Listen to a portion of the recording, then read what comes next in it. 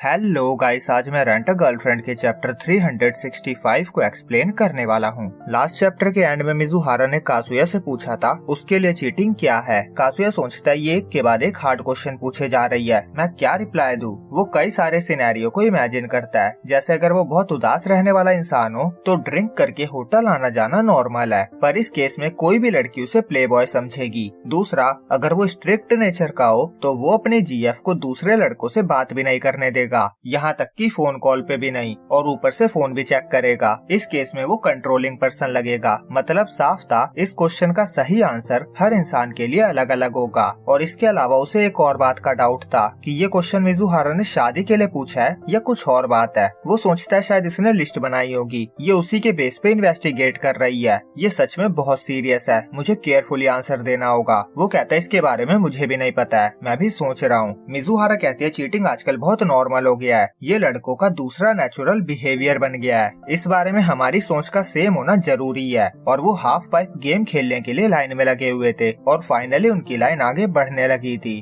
कासुया कहता है हाँ मैंने भी इस बारे में सुना है, पर उसे अभी भी समझ नहीं आ रहा था कि वो आंसर क्या दे। तभी मिजुहारा पूछती है तुम चीट तो नहीं करोगे। कासुया कहता नहीं, बिल्कुल भी नहीं। मिजुहारा कहती है गुड, वैसे अगर तुम हाँ कहते तो मुझे भी नहीं पता मैं क्या कहती। कासुया सोचता है बच गया, मुझे पहले ही मना कर देना चाहिए था। अब वो सोच रहा था वो क्या आंसर दे, किस करना, हाथ पकड़ना या बार बार डिनर पे जाना। पर दोस्तों के साथ डिनर पे जाने में तो कोई बुराई नहीं है। तभी उसे उमी याद आ जाता है। वो सोचता है चलो जाने दो यार, ये रिजेक्शन पाने से तो बेहतर ही है, नहीं तो मैं बहुत कंट्रोलिंग लगूंगा। वो कहता है मुझे नहीं पता इसे कब चीटिंग कह सकते हैं, पर हो सकता है शायद किस करना। मिजुहारा कुछ भी नहीं कहती। कासुया कंफ्यूज था कि उसने सही कहा या गलत। इस डेट में इतने सारे उतार चढ़ाव आ रखे थे कि उसे लग रहा था कि वो पागल ही हो जाएगा। तभी उसे रियलाइज होता है ये उसका मौका है। वो सेम क्वेश्चन मिजुहारा से पूछता है। मिजुहारा कहते मुझे भी नहीं पता, पर जिससे मैं प्यार करती हूँ अगर वो किसी और को किस करेगा तो मुझे अच्छा नहीं लगेगा। फिर वो कहती है पर अगर दो एक्टर कपल का रोल कर रहे हो तो किसिंग सीन चीटिंग में काउंट तो नहीं होगा ना। कासुया सोचता है हाँ होना तो नहीं चाहिए, ये उनकी जॉब है। मिजुहारा कहती है इस तरह तो सेक्स वर्कर्स का केस भी सेम हुआ,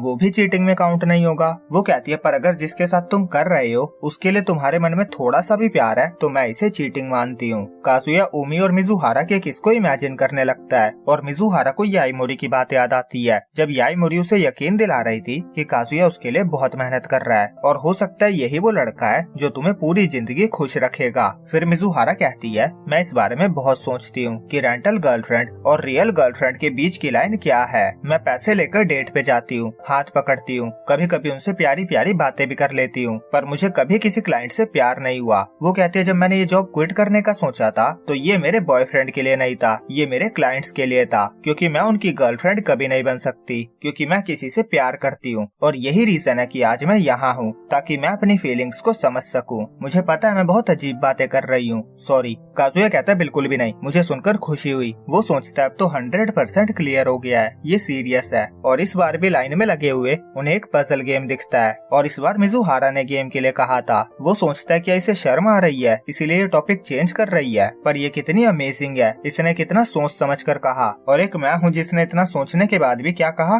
किस। वो सोचता है मुझे चीट करने का असली मतलब समझ ही नहीं आया। वो जितना सोच रहा था उसे मिजुहारा की बातें उतनी ही वैलिड लग रही थी। मिजुहारा कहते क्या हो गया, तुम बिल्कुल चुप हो गए हो। कासुया कहता है मुझे भी चीटिंग के बारे में कुछ समझ नहीं आ रहा है। फिर 1 घंटे के बाद उनका नंबर आता है। इस गेम का नाम हाफ पाइप था, जो कि पॉइंट सिस्टम पे बेस्ड थी। और कासुया ने लास्ट टाइम भी ये गेम ट्राई किया था तो उसे ज्यादा टेंशन नहीं थी, बस उसे ज्यादा से ज्यादा स्कोर करने पे फोकस करना था। मिजुहारा कहते है जब रूका से ब्रेकअप करने के बाद तुमने मुझे अपनी फीलिंग्स बताई थी तो मैं खुश हुई थी, तुमने दिखाया था कि तुम सीरियस थे, इसीलिए thanks. By the way guys, कुछ लोगों को यहाँ पे कंफ्यूजन हो सकती है क्योंकि रूका और कासुया का ब्रेकअप कभी हुआ ही नहीं था। मतलब कासुया ने तो डिसाइड कर लिया था और यही चीज उसने मिजुहारा को बताई थी, इसीलिए मिजुहारा खुश हुई थी कि वो सीरियस है। पर रूका कभी पीछे हटी नहीं थी तो ब्रेकअप नहीं हुआ था, तो उस लाइन से कंफ्यूज मत होना। और अब फाइनली कासुया को नजर आने लगा था कि वो मिजुहारा के दिल में थोड़ी थोड़ी जगह बनाने लगा है। फिर दोनों गेम खेलने जाते हैं, पर जब गेम खेलने के बाद वो स्कोरबोर्ड चेक करते हैं